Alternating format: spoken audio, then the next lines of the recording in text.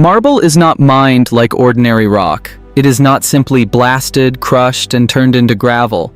If workers destroy the pattern, fracture the block, or cut in the wrong direction, a piece worth thousands of dollars can become waste in seconds. So how does this happen? How does a giant wall of ancient marble become the polished luxury stone used in buildings, bathrooms, kitchens, monuments, and high-end architecture around the world? Today, we are stepping inside the supergiant marble quarry industry. Before we dive in, don't forget to like, subscribe, and turn on the notification bell so you never miss our deep dive documentaries into the hidden industries that quietly shape the modern world.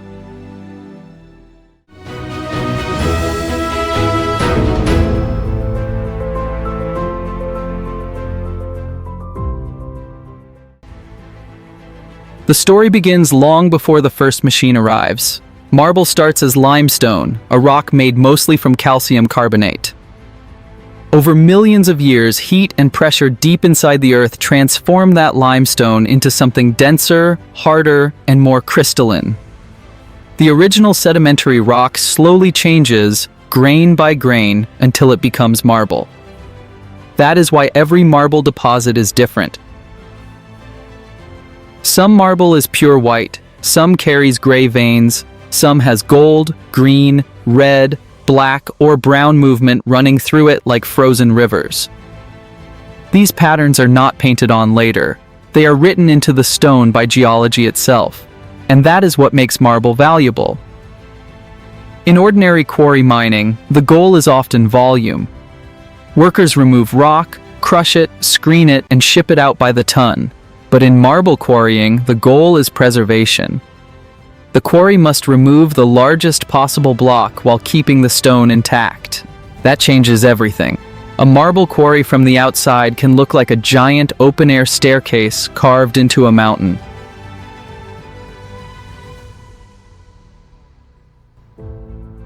Instead of using heavy blasting to shatter the rock, many modern marble quarries use diamond wire saws. A diamond wire saw looks simple from a distance, but it is one of the most important tools in the dimension stone industry. A steel cable fitted with diamond beads is passed through drilled holes in the marble. The cable forms a loop around the section that needs to be cut. Then the machine pulls the wire at high speed, slowly sawing through the stone. Water is sprayed onto the cut to cool the wire and control dust. The sound is steady, metallic, and constant. Inch by inch, hour by hour, the wire slices through a wall that may have stood untouched since before humans existed. This is not a fast process, but speed is not the main goal. Control is.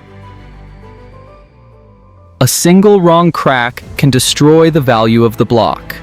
A clean cut preserves the shape, the pattern, and the internal structure of the marble. That is why quarry workers often cut vertically, horizontally, and sometimes from the backside, gradually freeing a block without shocking the stone. In some quarries, chainsaws with heavy cutting arms are used to make vertical or horizontal slots. These are not wood-cutting chainsaws. They are massive industrial machines designed to cut stone. Their arms can extend into the marble face, carving deep straight lines that help define the block.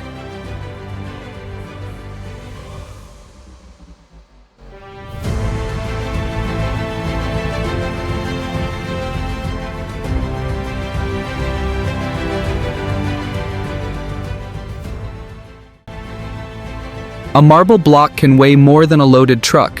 If it falls uncontrolled, it can crack, break, or become impossible to recover safely. So the quarry team plans every movement.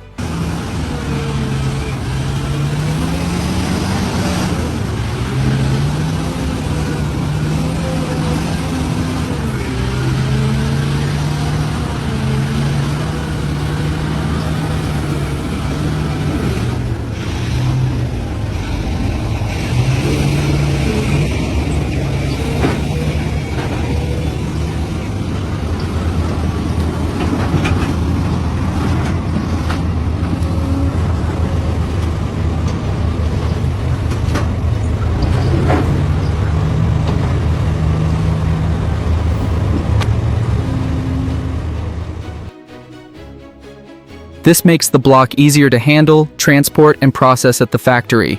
Every side matters. A squared block must be stable enough to load.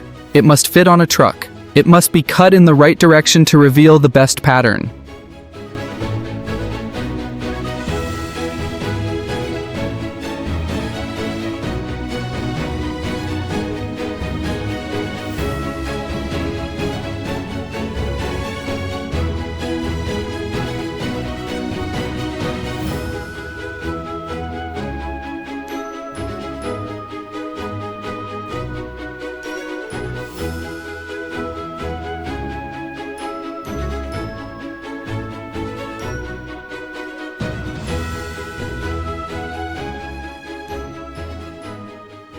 A skilled quarry worker can look at the face of a marble block and read it almost like a map. The color, the line, the shadow, the small fracture, the direction of the grain, all of it matters. Once the block is approved, giant loaders or cranes move in. The scale is difficult to imagine. A single marble block may weigh 20 tons, 30 tons, or even more, depending on its size and density. Front-end loaders with massive forks lift the block from the quarry floor.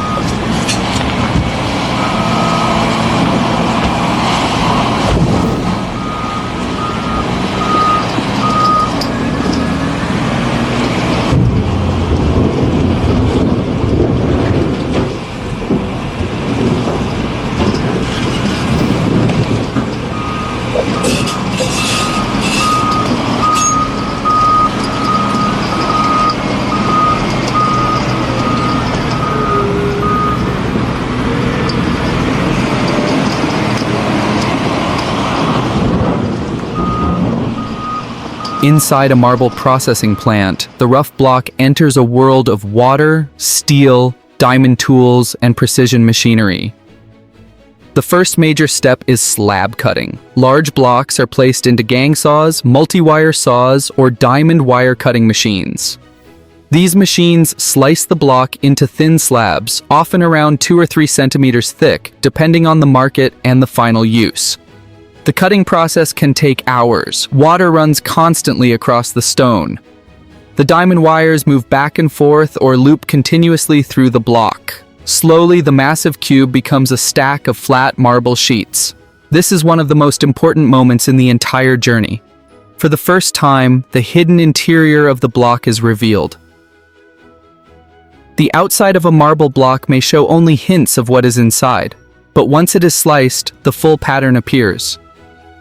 Veins stretch across the slab, clouds of color open up, lines that were invisible inside the mountain become part of the stone's identity. Some slabs are calm and uniform, others are dramatic with bold movement and high contrast. Some are ideal for flooring, some are better for walls, some are selected for countertops. The rarest and most visually striking slabs may be reserved for luxury interiors, designer projects, or custom architectural features. But even after cutting, the marble is still not finished. Freshly cut slabs are wet, rough, and dull. They have shape, but not shine. To become luxury stone, they must go through reinforcement, polishing, grading, and finishing. Many slabs first pass through drying and resin treatment. Marble is beautiful, but it can contain tiny cracks, pores, or natural weaknesses. To strengthen the slab, factories may apply resin that penetrates small openings. In some cases, a mesh backing is attached to improve stability during handling and installation. Then the slab moves into the polishing line. If you enjoyed this journey inside the marble quarry industry, make sure to like, subscribe, and hit the notification bell so you never miss our next deep dive into the materials and industries that shape the world around us. Thanks for watching. And remember, every polished piece of marble begins as a giant block hidden inside a mountain.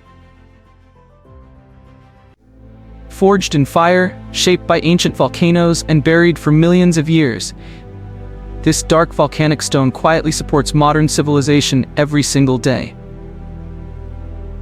This is basalt, one of the hardest, most durable rocks on Earth. Today, we are taking you inside a supergiant basalt quarry, where America extracts, crushes, and transforms volcanic rock into the foundation of its roads, railways, and transportation networks. Before we descend into this world of blasting rock and roaring crushers, don't forget to like this video, subscribe, and turn on the notification bell, because what you're about to see is how ancient geology becomes modern infrastructure.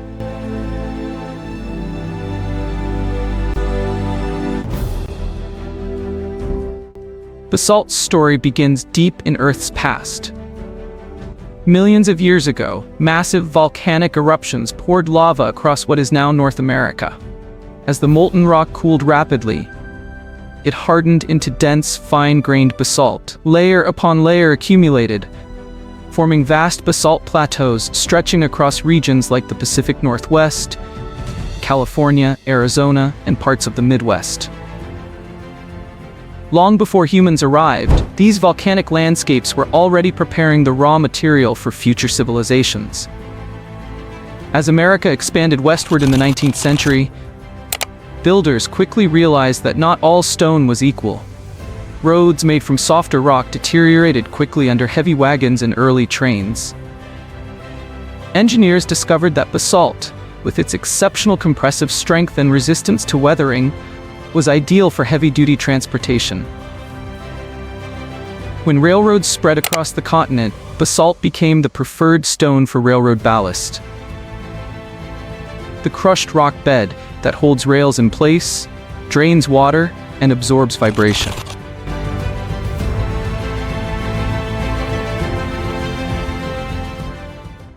From that moment on, basalt became a silent partner in America's growth. Today, basalt quarrying in the United States operates on a massive industrial scale.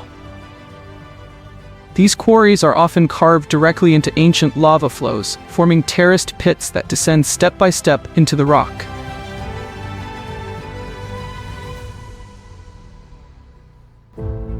The operation begins long before the first stone is removed. Geologists survey the site, mapping rock layers and testing strength, density, and fracture patterns. Not all basalt is suitable for infrastructure. Only rock meeting strict engineering standards can become road aggregate or railroad ballast. Once a quarry is approved, the transformation begins with drilling. Massive drill rigs bore deep holes into the basalt face, sometimes dozens of feet deep. These holes are carefully positioned in precise patterns to control how the rock breaks. Engineers then load the holes with explosives, and after safety checks, the blast is triggered. The ground trembles as thousands of tons of solid volcanic rock fracture in seconds, breaking ancient stone into manageable blocks. As dust settles, the quarry comes alive. Giant excavators move in, their steel buckets biting into the fractured basalt. Haul trucks the size of small houses carry loads weighing hundreds of tons to the processing plant. This cycle runs continuously, day after day, transforming mountains of rock into raw material for America's transportation systems.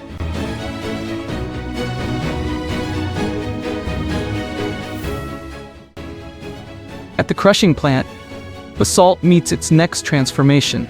Primary crushers reduce massive boulders into smaller chunks.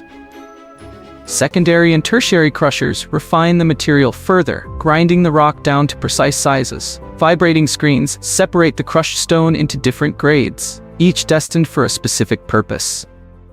Larger, angular stones are set aside for railroad ballast. Smaller aggregates are prepared for asphalt and concrete. Fine particles are used for base layers beneath roads and rail lines. Railroad ballast is one of basalt's most critical roles. Under every rail track lies a carefully engineered bed of crushed stone. Basalt ballast locks the wooden or concrete sleepers in place, distributes the enormous weight of trains, and allows water to drain away from the rails. Without this drainage, tracks would shift, freeze, or fail under pressure. That's why freight railroads like BNSF, Union Pacific, and CSX rely heavily on basalt and other hard igneous rock.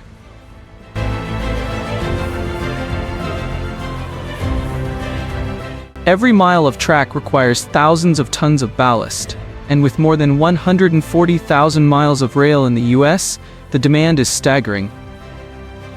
Basalt also plays a crucial role in America's roads.